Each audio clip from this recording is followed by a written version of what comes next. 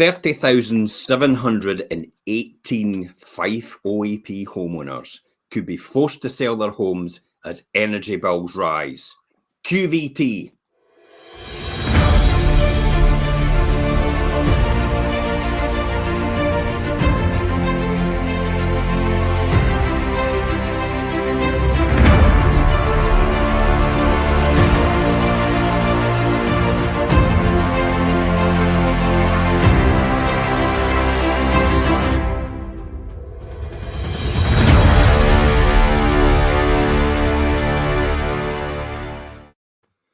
I mean, this is getting out of hand, Jimmy, isn't it? It's like, where's this going to stop? They're talking about energy bills going through the roof, up double the amount, and then 20% later on, and is it ever going to end? I mean, will Fife pensioners and homeowners be forced to sell their home as gas and electricity bills are set to double in 2022? What can 30,718 pensioners and homeowners do to mitigate this? And where are the options if they do need to sell? And what does that mean for the Fife property market as a whole? So we're going to discuss that on the show today. Jimmy, what's your thoughts on all this? I mean, this is going crazy. How the hell did this happen? Yeah, as we were just saying off air, I was driving home today, going to pick Zara up, and there was a lady on the radio saying, "Oh, I haven't put my heating on for a year because she can't afford it." But then she was saying some people my age won't be able to cope with not having their heating on for a year. And I was thinking, well, that's no way to live. Surely there's got to be something somebody can do to help them. Well, they're trying to do something, and I was reading Martin Lewis's comment here about the fact that, he was saying discretionary fund to catch edge cases who may not be covered. Okay, and this is apparently in England, the council tax bands between A and D on the 1st of April will get a non-repayable payment to all the homes in council tax A to D, and no rebate to higher rate bands. But the reality is all the pensioners are in the bigger properties because they can't downsize. They've got nowhere to go, so they're stuck in a big property. And the big property, guess what, is probably E and F, and they don't have any other choice. So where does that leave them? They're struggling. Yeah, they got to come up with a better solution than that, because it shouldn't be dictated on what size of property you are or what council tax band you're in. There's got to be a fairer way of doing it than that's for sure. Mm-hmm. That's just a stab in the dark by the sounds of it to me. It is effectively, isn't it? I mean, it's crazy when you think about it, where this is going and what's going to happen next. Okay, so we're open to questions, guys. Good evening, James. Jinty, hopefully our connection is working now. I'm not really sure, but somebody can give us a big thumbs up if everything's okay just now. So if the connection's okay, give us a thumbs up. If there's still something wrong, smiley face. Maybe actually point out if there's still something wrong, where it is, maybe in the sound, or is it the video, or is it a combination of both, or delays or something like that. Okay, let's move on with this. The wholesale gas price has actually tripled in 2021. That's crazy, eh? Yeah. And then if you aren't on gas at home, half the UK's electricity actually comes from burning gas. So it effectively hits everybody. Even though domestic bills have been protected from the majority of this, government cap price is still there. Energy bills will rise by at least 50% in April. This means that the average energy bill will rise by £60 a month in the spring, thus producing a potential cost of living crisis. £60 a month. I mean, who has £60 a month just to shell out their pocket for something that they're not getting any extra for? Yeah, there's I think when Charlotte came home today, she was discussing it, thinking she heard it was going to average about £600 increase, but according to this cycle, it might be slightly more than that. But it's about 720 on average, they're saying, yeah, but I think it could be more. So people aren't got budget for that. That's all. Well, you never expected that, did you? I mean, I never expected that. I mean, just out the blue, it was like, by the way, all your bills are going up, and we've got a crisis. Whoa, what crisis? Yeah, when they're doing stuff, well, you also have this going on, but then there's other legislations coming in, like with the smoke detectors and stuff like that people are going to have to get involved with and get that done for their health and insurance. And there's other factors coming in, legislations being made, and it's just money for everything right now. So it's making it tricky for people, that's for sure.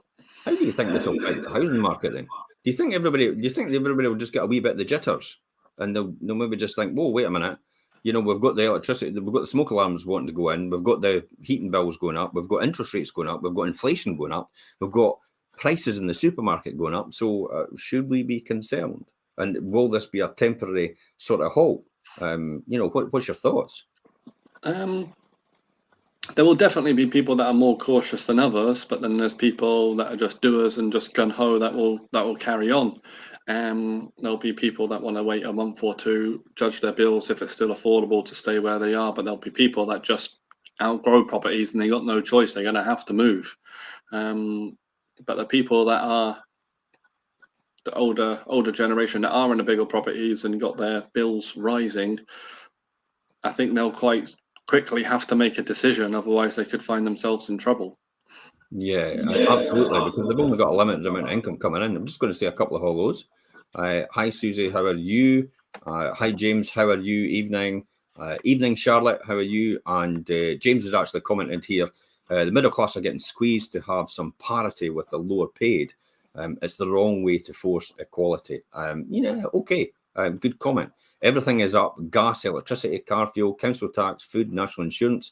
At some point, people are going to get hurt because it is the compounding effect, isn't it? So when you think about it, if you're getting national insurance, if you're getting council tax up, if you're getting food up, if you're getting interest rates going up on your mortgage, thankfully, a lot of people are actually fixed rate mortgages, so they don't need to worry for the next 2 or 3 years, possibly. About 90% of people have gone on fixed rate mortgages, so that could be good news for them, and the fact that this won't hit them in the short term. But then this will equally put pressure on salaries and wages when it comes to April, because people will be going, well, basically, I'm going to need more money, because I can't see a way where I'm going to keep going on the current lifestyle I've got unless I start cutting back. Do you think that's the intention of the government to possibly do that, or do you think maybe this is caused by an oversupply of money in the system, with the fact that they've printed so much money, and now it's all been spent on all these wonderful things, and it's caused inflationary pressure? A lot of people are saying to me, in the housing markets, when I'm showing comparable sales in the area, they're going, wow, and you got that for that? Wow, we got for that. Can I ask, where's the money coming from? That's what people ask me all the time. It's a big thing. We get asked that all the time. You're absolutely right. And I still can't wonder where the money's coming from. When somebody pays £100,000 extra for a property that's on at 300,000, you've got to wonder where well, I wasn't going to say where the hell does that money come from? So, I mean, why have gas and electricity bills increased so much? Well, the cost of gas and indirect electricity, as you've heard before, and the fact that half of the UK's electricity comes from burning gas, rose during 2021 due to the number of reasons. And the troubles are worldwide rather than exclusively affecting the UK. To start with, in winter 2020, was very cold in Central Europe right across, which increased demand for gas and used up many European countries' stored gas supplies. Whilst demand for gas also swelled in China and the Far East at the same time. On the supply side, many European countries rely on Russia to get their gas, yet Russia's supply of gas was actually lower than expected. So you don't really see that's coming. It's kind of like the credit crunch, where everybody was wondering what all of a sudden happened there, and it's 1 minute everybody from around the world all had the problem at the same time, and then it exacerbated to the bank saying, "Whoa, wait a minute, we've not got enough cover for this." Whereas it's not going to be like that. So don't anybody get the jitters here. It's just the fact that we're just trying to say that this is getting a wee bit out of hand, and we need some stability and settlement in the whole market and overall in the economy, to make sure that everybody just doesn't put the brakes on the pedals, and then all of a sudden it's like, wait a minute, we've got a temporary lull, everybody stopped, and then it ends up cascading into a spiral effect, and then a downward spiral to the economy having a problem. Is what was the phrase you said? Half of the gas. Well, half of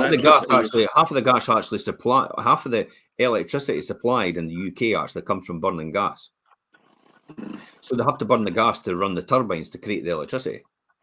And they're trying to get us. They're trying to get more electric heating in as well. Trying to bring that. That could cause a problem as well. Then. But I would just like to point out that the majority of case that Scotland actually produces a lot of their own energy through wind and water and hydro. And why should Scotland be paying more money for their electricity bills and their gas bills if they're producing more energy through renewables? And sometimes we're actually just using our own renewables anyway. Maybe a political thing.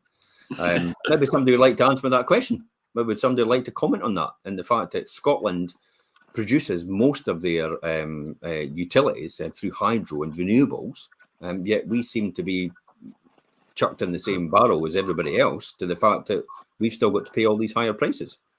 When will the gas and the electricity prices actually rise? That's the key here. I mean, the government have an energy price which is the maximum amount of gas and the electricity a supplier can actually charge you. And the energy price cap is set by Ofgem for every 6 months. So the next review is actually this February, which is now. Any increases could be introduced from the 1st of April as a result for that. So the existing energy price cap is £1,277, and that's for an average for a UK home, which was set in the summer of 2021. And that was 12% a rise on the previous cap as well. I mean, that's quite surprising as well. That's a 12% rise, and they've put a cap on the previous cap, a 12% rise in that cap, and we're still even beyond that now. So analysts believe without government intervention, the February increase will be around 50% on that, meaning the cap will increase to over £2,000 per annum. That's a huge amount of money. That's effectively, that's about £180 a month on your gas and electricity bills. There's just no point. Yeah, there's just no point of setting caps if you're just going to go and blow them out of the water just a year later. You know, it's. I bet you're glad you never upsized a bigger house. Well, I don't think I got a. Well, we'll be having no more children. That's for sure. This is when you think to yourself, "Thank goodness I never bought that car on tick," because I'm committed to 3 years to having to do payments. Thank goodness I never upsized my house and I held back for now, because this is where it all comes through. This is why I say to people, live with what you need rather than live with what you want. And there's two different distinctions there. We talk about this on our wealth creation show about you should live within your need and not what you want, because your want is actually just a wish more than anything. But your want could actually get you into some serious financial difficulty. And that's a classic example. I want a new car. I want a bigger house. And then and the compounding effect, all these different payments every single month. And then something like this comes along, hits you all at the same time. And then bang, that's you got it big time. So, that's what we talk about. Live within your means, so to speak. And we do talk about that on 6:30 on the Monday night on the Wealth Creation Show every Monday live. So this will, in a nutshell, this will actually mean a lot of Fife people can't afford the increase in energy prices. And some have actually suggested that the government should remove VAT from gas and electricity bills for next year. Yeah, it would only ever save them around about £100 every year, but it's still £100. Yeah, well, for some families, £100 is a lot. They can live a couple of weeks off £100. So it's definitely, £100 is a lot of money. So they need to do something to ease the pain, but they can't. I feel like they can't introduce it so quickly as the 1st of April, because they got to give people time to repair and budget and give it a chance to acclimatise to the new increases. Otherwise, there's going to be so many homeowners struggling to pay mortgages, etc. Well, the classic example of this is, when we got all this money printed in the system, the first question you should have been asking yourself is, and then what? So it's all very well printing all this money, but what's the implications of what's going to happen next? And this seems to be just one of the ramifications about what's coming, as well as what James has actually said there, is the Bank of England basically putting interest rates up today. And then he also says it didn't help. And interestingly, they're calling, the bank, it's rich, when the Bank of England, the people who actually run the Bank of England getting paid a fortune, then call for the nation for pay rise constraint. It's like, okay, but sorry, what did you pay yourself last year? What was your increase? You may as well just go and have a party at Downing Street, eh? Yeah. So, I mean, the key here is about this article, though, and what we're talking about is, I mean, Fife pensioners will be one of the hardest hit by the gas and electricity hikes, and we've got to understand that. I mean, I was talking to someone today, and she's actually just coming up for that time, and she was actually talking about that and the fact that she doesn't feel she's in a position now to actually pull back from her job or pull back from something that produces income when she'd like to, because she feels now that because of the increased costs, she's worried that she won't be able to survive if she loses the income she's got just now. So I'm convinced she's probably going to continue to work at it just now, just to make sure she's still got that in place. Because if she stops doing what she's doing and tries to pull back, she won't actually be able to restart it again. So she's actually in a rock in a hard place, really. I mean, you want to retire because you're coming up for 60, but the reality is you're not in a position because the financial implications about what could happen in the coming year, with interest rate rises, with the utility rises, with being actually in a bigger house and you can't actually downsize because she's in a bigger house herself. Maybe I think it's a 4 or 5 bedroom, and she's on her own, but she can't find the house to downsize to. That's the key. So it's no easy. I mean, for those pensioners who have reached the state pension age after 2016, their state pension will rise in April by £5.55 per week, or £288 a year. I mean, considering their energy bills will rise by at least £720 per year, together with underlying inflation of goods and services rising at 5.4% on top, this will mean that many pensioners and homeowners will have to make a difficult choice. So on what scale? And what scale is the problem in Fife? Well, it's really 1 in 3.73 households in Fife is a pensioner household. It's quite a big number, eh? Yeah, that is a big number, but I would say that's bordering on between a little more than 25% and a little less than 33%. So it's almost a quarter to a third.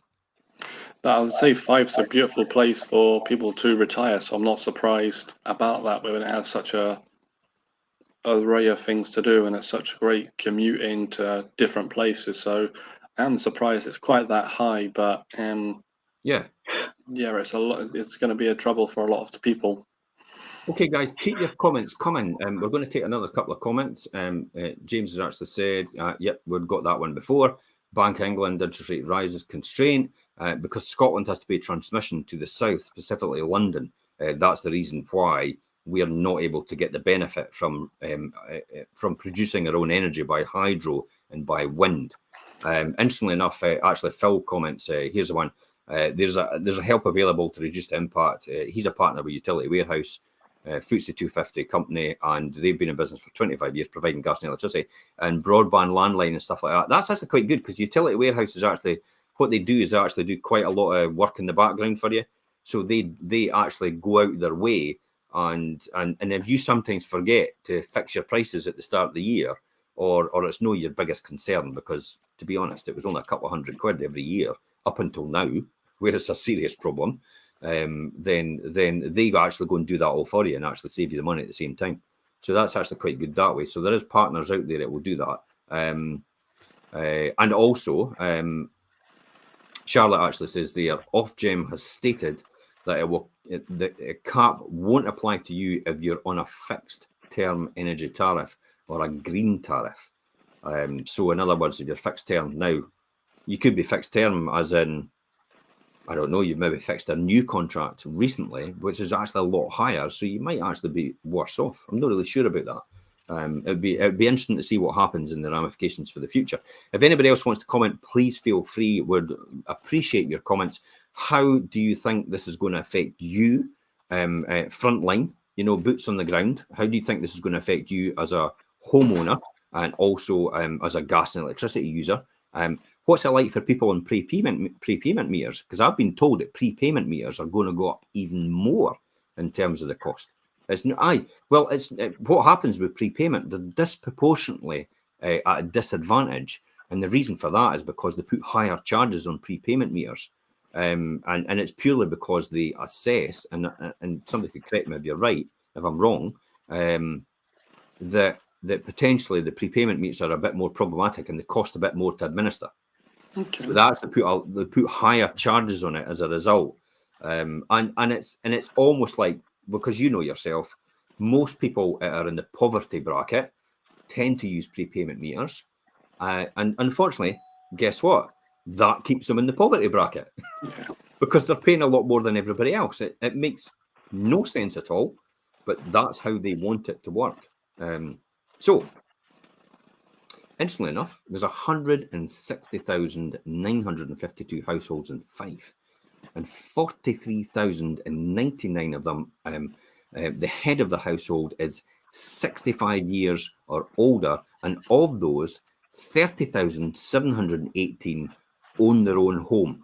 This is where we get the 30,718 in their own home, and that is quite a big number. However, as I've discussed several times in the Fife Property blog, many of these older Fife homeowners are still in their original family homes, even though their children have flown the nest. And so, what do you think? Why do you think they are in their original family homes, Jimmy? I think one of it will be sentimental. They love where they are. One will be location, and another one will be they can't find anything they like. I'm guessing they're downsizing. They'll probably want to get something that they won't have to move from again. So they'll probably want something on the flat, bungalow. There's never enough bungalows on the market as well, when they'll probably want a certain location. So there's not. I mean, I was talking to an owner today who has a 2-bedroom bungalow, semi-detached, and we were getting off market. We were getting off market offers already. Actually, not even got on the market, not even got anything done yet, but we're getting people interested already. They were getting people interested already. And basically, I don't think this property will ever get into the market. So it just depends on what's happening in the background. But I think to myself that happens quite a lot. A lot of people do things privately. I even talked to another owner today who actually says they've got their own intranet, like groups in between their own community. So if one actually considers selling, then they tell everybody else in that community, and they potentially know someone else. So it never sees the light of day.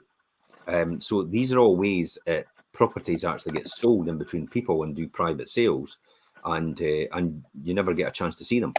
But equally as well, we have a priority access when people actually see that as well, but it never gets to our website either. So it's interesting. So we've discussed this several times, and it's about because children having this flow in the nest. My mother and father is probably a classic example. I can't be bored with the hassle of moving. Yeah. And my dad says, "Well, I've not got long to go, so it doesn't matter."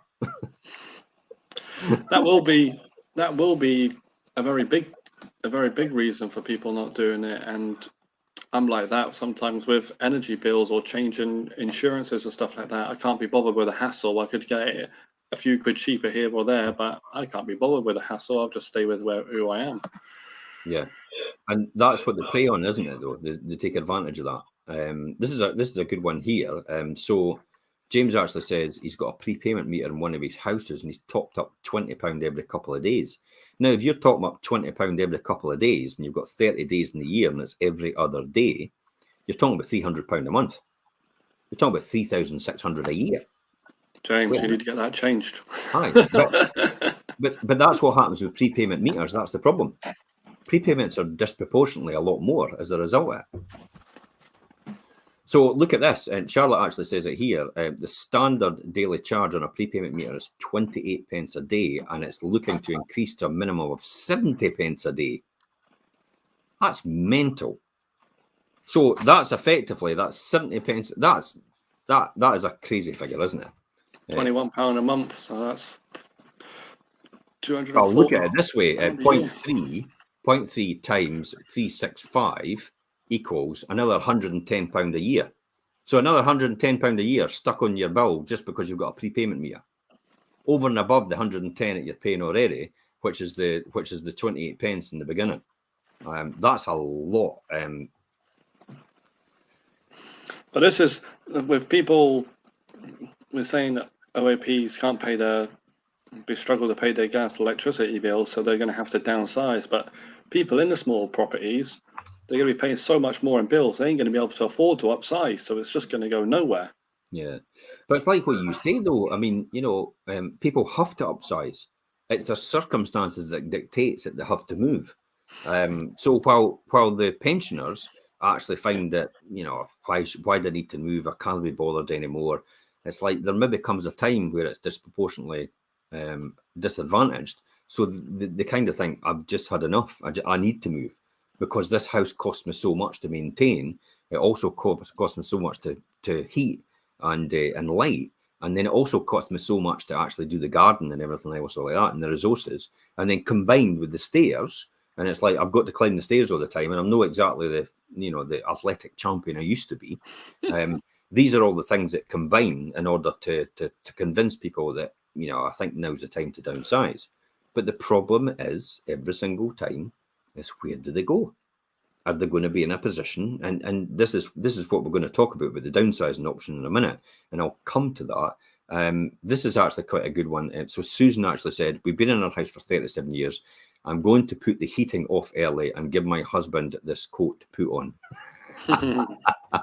Yes, Susan. The tables have turned because it's usually the men that actually do this. Get the heating off. I always it's springtime. It's arrived already. I always have that argument with my gran when I go and see her. Charlotte will tell you, just get the heating on, gran, and she's like, no, get a hoodie on, get your coat on, and stuff like that. I'm like, oh my goodness.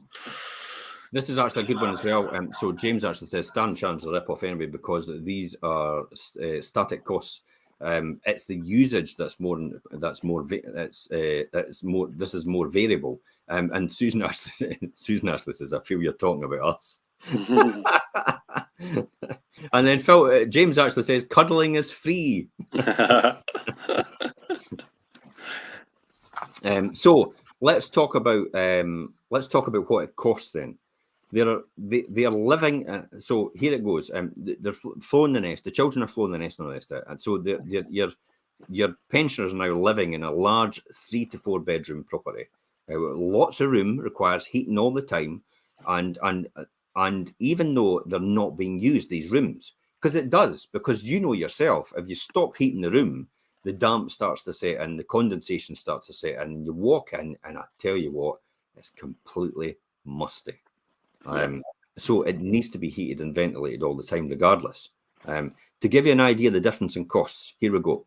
This has all been worked out. The average Fife 1 to 2 bedroom homes energy bills will rise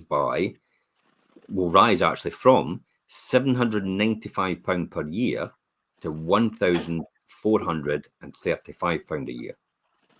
The average Fife 3 bedroom home energy bills will rise from £1,163 to £2,104 a year. Yep. And the average Fife 4 bedroom home energy bills will rise from £1,638 to a whopping £2,936 per year. That's £3,000.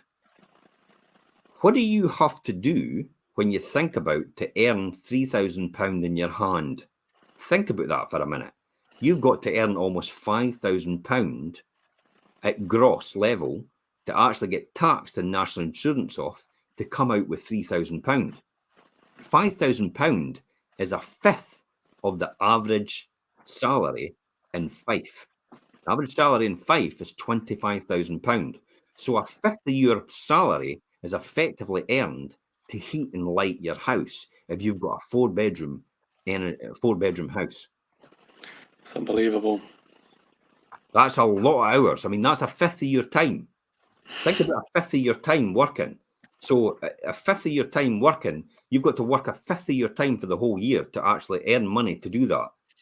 4 days a week. Your house, just to heat your house. So, you're exactly right. 1 day a week, every single week, is actually just to heat your house. That's what you work. That 1 day just to heat your house every single week. That's scary to think about that. Yeah, put it as perspective. That's really what it comes down to. And Susan's actually said, "Oh my God, find me a bungalow." Susan, the 20 Kinloch Drive in Glenrothes, just done my pre-portal launch today. Lovely 3-bedroom detached bungalow. I'll get you Oh in for a wow, viewing. you got a bungalow on. Wow, Yeah. that's going to be popular straight away. Bungalows are like hen's teeth. And Charlotte says, "I'm glad Jimmy pays the energy bills. Thank goodness for that." Did you get the wrong end of the stick? She puts up with a lot of my rubbish, so I'll give her that. And James has actually got a good point there. And women are disproportionately affected, and they're really hit about twice because they tend to actually be paid a lot less for the same similar work. And that's actually quite surprising when you think about it in that perspective. So the female counterparts actually probably have to earn a lot more and work a lot more in order to do that because they're, again, disproportionately affected. Therefore, with all this in tow, I predict there will be an uplift in the number of mature Fife homeowners actually looking forward to downsizing plans in 2022-23 as they look to reduce their outgoings. Now, this might actually come in to the middle to the end of the year because people will begin to realise all these energy costs are coming through, and they'll start to look at their bills every month and think, where's all my money going? And then that's when the penny will drop. Because a lot of people just don't take stock of it until it actually starts to affect them, don't they? Well, Yeah. you're a classic example, Jimmy, aren't you? You're like, Yeah. I'm not really particularly bored. I can't be bothered with all the messing about and all the rest of it. But I tell you what, if I came up and took 60 quid out of your pocket every single month and just took it off you right in front of your face, you'd go, oi, what are you doing? Yeah, 100%. But yet, because you didn't see it, you allow it to happen. Yeah. A lot of people will be that when they start looking, well, they'll probably go 3 or 4 months. Yeah. Like I occasionally do, see their statements and be like, what have I done? And then they'll look at it and they'll realize where it's coming from and then realize they need to do something about it and quickly. Yeah, absolutely. So the downsizing but the good thing about the downsizing for people as well, it'll also reduce their outgoings like their council tax, their buildings insurance premiums, their maintenance possibly for their garden because it's maybe a bit smaller, it's maybe a lower maintenance in the overall. Things like repairs, improvements, painting, decorating, stuff like that, that'll all reduce as well as a result. So there's a compounding effect to downsizing. And you could save a small fortune when you think about it. And plus the fact, if you downsize to an area which makes it easier for you to go to where you want to go, for example, you're out in the middle of the country, you've got to travel to the shops all the time. But if you go in a mainstream town and you're actually near the shops, then you only need to walk to the shops. You don't need to use a car. And effectively, if you really wanted to, you could probably get rid of the car. Yeah. You get a free bus pass when you're a pensioner. So that would be ideal as well. So there's a lot of ways you could actually mitigate that. Probably the first thing I would look at is the television. Do you pay Sky? How much do you pay? I'll guarantee you, if you go out there and you say to Sky, my costs are far too high, I'm going to have to look at reviewing this. Sky will give you a temporary reduction for the next 6 months or the next year or something like that, because they'll be on the ball about it now as well. And every single staff member in Sky and sales will have been briefed straight away to say that you'll probably get this objection that people want to cancel the Sky subscription, or they want to really drastically downgrade it. So in the temporary measure, what they do is they say we'll keep you on the higher plan as you've got just now, but we'll give you a 6 month discount for that period. So by the time it comes round in 6 months' time, you've forgotten all about the fact that you're going to go back on the new tariff. Just what you said with insurance. I can't be bothered, and the utilities. Yeah? That's how they get you. Yep. I see it every time. So opportunity to get reductions from Sky and all your different providers from other services as well. Of course, many mature homeowners will make other choices. This could be a great time to look at other forms of heating, whether it's like, I don't know, ground source heating pumps. They cost a bit of money, but you can get measures where you've maybe got a back boiler. So you've got a back boiler, maybe a Baxi, it's old, it's inefficient. If you go into Energy Saving Trust Scotland, so that's Energy Saving Trust Scotland in Google, that is the government-approved scheme that actually possibly gives you access to discounts on new energy-efficient measures. For example, somebody on benefits has access possibly to get a new heating system installed to take them from an inefficient boiler to a condenser boiler. Now, the difference is actually, for an energy-efficient boiler, right? This is an energy efficient boiler, like a BAT boiler. It's in your living room behind the fire. 55 pence in every pound goes on gas. 45 pence goes right up the flue. Yeah, I've heard that before. That's how inefficient it is. So when you think about it, your bills are going up by about, they're predicting to go up double. So if you get a condenser boiler in, that's 96 pence and every pound gets burnt on energy. 4 pence goes up the flue. So you're almost getting yourself back to the stage you were before, and saving that money actually went up in the amount of the cost to run your boiler and your heating system. You almost wouldn't see the costs. Yeah. Well, I've done it. I mean, I changed all my light bulbs in the early days to LEDs. So I had 40 downlighters at 50 watt. Jeez, it was like Blackpool illuminations when the light went on. But they left any lights on in the rooms. It was like the meter was going, whoa, it was like a whirly hat. And then changed every single one of them to daylight 4 watt bulbs. And 40 downlighters running is equivalent to 2 60 watt bulbs on full time. 2 60 watt bulbs, 40 downlighters on 4 watt LEDs. When you think about the logic of that, going from effectively every 2 is like a 100 watt bulb. So that was 20 100 watt bulbs to 2 60 watt bulbs, just with changing all my lights to LEDs. Saved an absolute fortune. Saved about 40% on my electricity bill.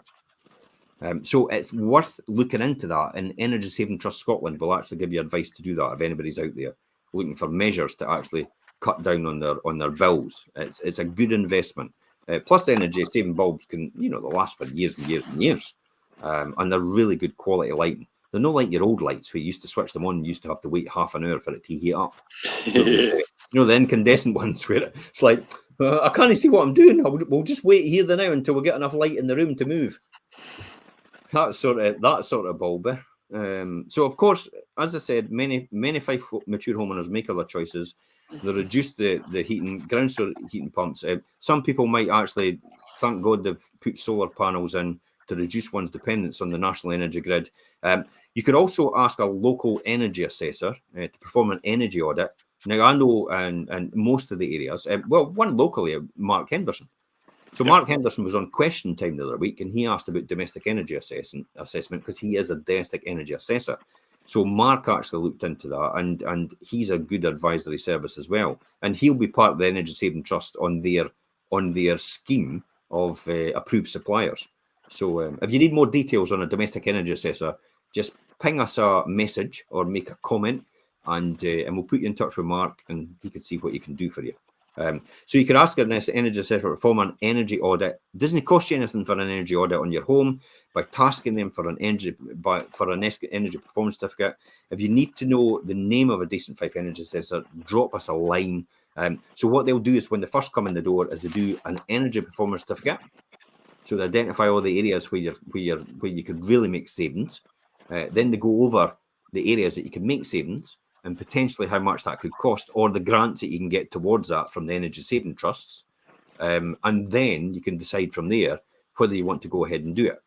So my bulbs were, I think I got the first 20 for nothing, and then I had to pay for the next 20 because you were only allowed up to £250 or something. And it cost me 200 quid.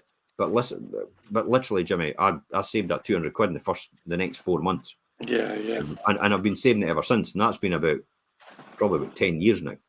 So overall, I've actually saved quite a bit of money just on changing my lighting. And that was through a domestic energy assessor that actually did that for me. So if downsizing is an option, what will it mean for the local Fife property market?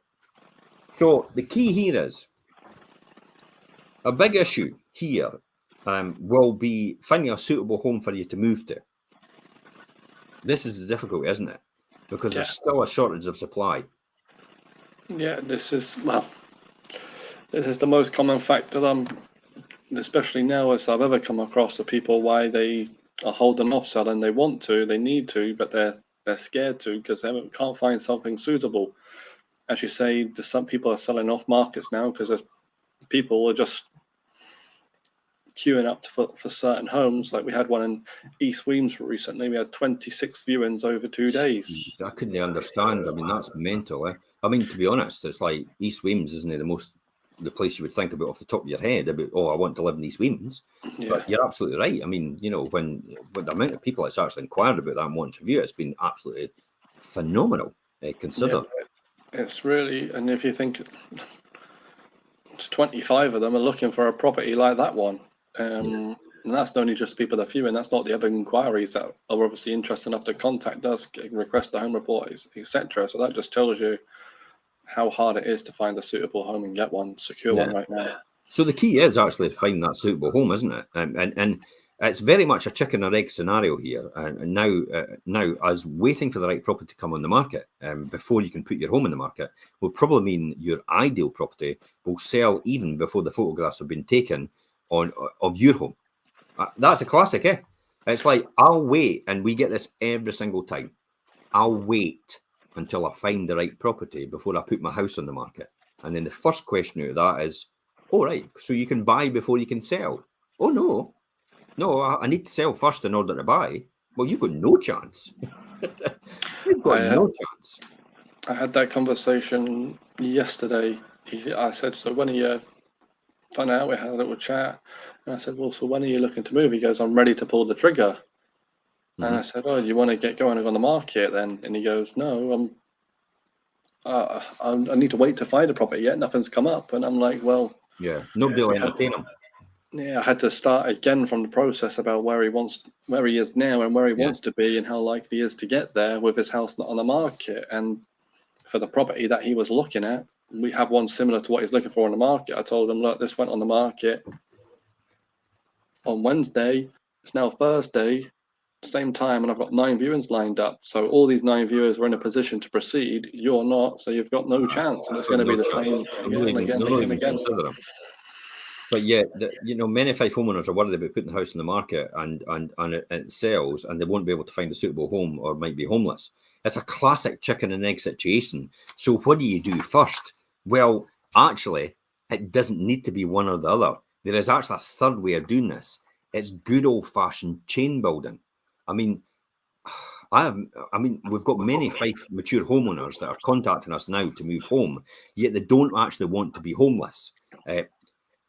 What we do is slowly build a group of people in a chain over many months, and it requires a lot of patience to build a chain downwards and upwards around you as a result of that. I mean, there's no cost to this, and there's no legal commitment to go through, but it can take 6, even 12 months to build that chain of people who are prepared to wait for the chain to form. And I mean by that, because it's like, well, you want a 3-bedroom, you want the 2-bedroom, you want the 1-bedroom, they want the 6-bedroom, you want the 5-bedroom, the 4-bedroom, the 3-bedroom, and then you know what I mean? It's the whole circle. So it's actually linking all that together and making sure everybody else has everywhere else to go, and they know exactly where they stand in terms of that. Yep, and it's playing the long game for everyone gets their next forever home. I said that to someone today that actually said, but I've got bookings all the way up because I'm doing Airbnb. I've got bookings all the way up to August, so I'll probably need to put it on about July. And I went, no. I says, put it on now, and you'll get somebody to agree to the entry date at the end of August when your bookings finish. But you've got a commitment then from someone. And if somebody's prepared to wait, then they've got a commitment for theirs. If they're downsizing, because they had a downsizer, their property was a downsizer, so it was perfect. So if they downsized, that would allow them to get into there, but that would allow somebody else to move to theirs because they'd done it early and they'd be able to put their house in the market to get that natural flow through the system. So it would all work out in the end, and we make that happen. I mean, we make that happen every single time, don't we? Yeah, I had a lady, well, actually, an elderly couple that was looking to downsize, and when I went out and seen them, I said, you're in luck. The area that you're looking for, I literally just signed one up yesterday, a 2-bedroom bungalow, semi-detached, the exactly location that you're looking for. Let's get you through the door. They basically swapped houses and it was done. Simple as that. Ideal, eh? I mean, the long-term advantage of everyone else is the new supply of larger homes we put into the market in Fife. If you're going to rely on waiting on these properties to appear on Rightmove or Zoopla, you'll actually be sorely disappointed, because the reality is they don't even get past social media. And some of them actually never even see the light of day onto any website or any pre-portal or any social media channel at all. I mean, according to the national research from Denton House Research, 7 out of 8 people who viewed a house through an estate agent in 2021 were not on the mailing list of that agent before they viewed it.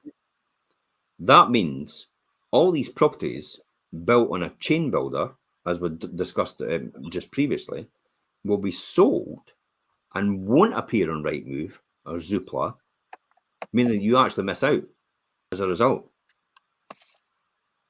So I'm really not surprised by that. Not from the traction that we get on our pre-portal launches and stuff like that. I'm not surprised by that. This is why we talk about priority access, isn't it? Because if somebody wants a property, it's like, well, we know the property you're wanting, so if it comes up, we will give you a wee nod and tell you before it actually hits anything, just so you're in a position to actually proceed when the time comes and when we actually put a pre-portal on, or when we actually put it on the websites as well. So you're in that comfortable position because we've warned you in advance. But the thing is, anybody out there saying, "Oh, that's no fair," it's like, but how, you've got the same option. You can come to us as well, and you can register with us as well. And then the reality is, from that, it's like we can tell you as well. So you maybe think it's no fair, but it is fair because you've got access to the same system. So for goodness sake, register as a priority access buyer. That's the key here. Yeah, we don't hide anything from anybody. It's just about, as you say, making it fair for people. If people contact us saying they're looking for this, we'll do our best to help them. But if you want a priority access and you want them to get in there first, you need to make sure you're in a position to proceed. It's as simple as that. Yeah, this is a quite interesting one. James actually said, "Seen Jimmy's Dornoch one today. Very tempted." Exactly, James. But however, I'm going to ask James because James is in our wealth creation show. James is one of the co-hosts on the wealth creation show. James, my first thing I'll ask you, is this a want or is it a need? And I know his answer, but I'll wait for it if he's going to answer. And I'll tell you what his answer is going to be. James, it's a great area and you could potentially get your money out of that deal for what you're looking to do. So let me know and I'll get you into view. Yeah, perfect. Oh, actually, he says it's a portfolio need. There you go. There you go. So there's one to contact straight away for that one. So the key here is, and well, Jimmy, we're wrapping up now. What's your final thoughts on this? What's your advice to anybody out there going through huge energy bills in the next year? Their costs are going to go up, their maintenance is going to go up, and all the rest of it. And they are actually, their house is far too big for them now. What's your advice for them? What should they do at this point in time? Well, firstly, I would say they need to assess where they are and have a look at their finances in terms of what their bill is. And if they want to stay there, they need to come to a decision, probably speak to family members as well, just to make sure, is it viable to stay there? And if it's not, then they need to do something about it, really. And my advice with the market the way it is, if they want to do something about it, you're better off doing something sooner rather than later, because as we're saying here, people are scared of being homeless. There's not enough properties to be available right now. But if you're looking for a flexible date of entry, now is the time because you're in control because there's not enough stock available. So people are being lenient and allowing extra time for date of entries, etc. So my advice would be to do something now. Well, see how your bills go, plan ahead, and then do something about it. It may even be worth, if you're thinking about your bills are going up in a few months' time, maybe even worth getting us out now so you can prepare and know the value for a few months down the road. I think that's the key to get the right advice now in order to prepare in advance. So let's look at Zoopla. Can you see that okay? Yeah, perfect. So let's look at the number of properties across Fife. Now, pre-pandemic levels, there were 1,200 properties available across Fife for sale. So this shows you where we are just now. And just now, we're sitting at 448 properties. That's about a third. That's almost a third of before pre-pandemic levels. So there's still a severe restriction in supply right throughout in the marketplace. So a severe restriction in supply, that tells you straight away 448 properties up for sale right across Fife. This market is not going to change anytime soon. Somebody used to say to me before, the height of, and I don't want to downplay this. It used to say, Jim, look, the height of stupidity is actually doing the same thing day in, day out, but actually expecting a different result. And I went, you know, it was a bit challenging, and you know, because they were talking to me directly about this. And then I thought about it for a while, and I thought, well, you're probably right, actually. If I keep doing the same thing all the time, I'm just going to get the same result. So my advice is, you know, burying your head in the sand and thinking this is going to change isn't the right approach to this. You have to take this at a different approach, and you have to look at this and get the right advice. So by all means, speak to us direct, or speak to any estate agent, or speak to any professional and what you want to discuss about, whether it's somebody about utilities, whether it's somebody about energy saving, whether it's somebody about possibly selling your house, probably buying another house, probably renting your house, whatever it is, seek the proper advice from the properly qualified person to move you forward to the next steps. Nothing will ever change unless you change what you're doing. There's only one thing consistent in this world, and it's change every single time. And on that note, look, guys, if you want to have to get yourself on the mailing list for a state agency and another agent chain building, don't miss out on your next Fife Forever home. Message us direct. Please do that for the round. And Susan's going to get the last word in here. We may end up going in a caravan by the sounds of it to downsize. Listen, it's not a bad thing at this point in time. There is a few people actually got that option.